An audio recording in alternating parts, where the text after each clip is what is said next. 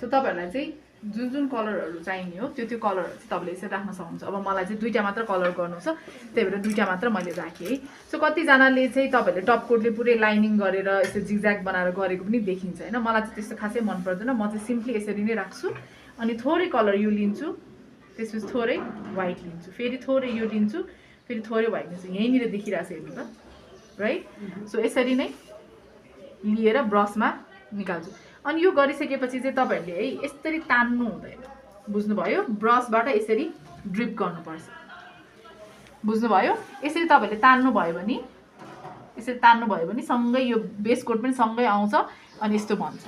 तपाईले के गर्नु पर्यो, यसरी बेस कोटले नै तान्छ कि, किनभने बेस कोट तपाईको क्योर भएको छैन नि त, त्यसले नै तपाईको यसरी मजाले ब्लुम गरेर ड्रिप गर्यो भने ब्लुम गरेर बनाइदिन्छ। सो सिम्पली हामीले चाहिँ मार्बल गर्दा म चाहिँ तपाईलाई हाफ मार्बल मात्र देखाउँछु है। सो यसरी लिइसकेपछि चाहिँ के गर्न सकिन्छ, यसरी बुझ्नुभयो? अब मलाई व्हाइट चाहिएको छ भने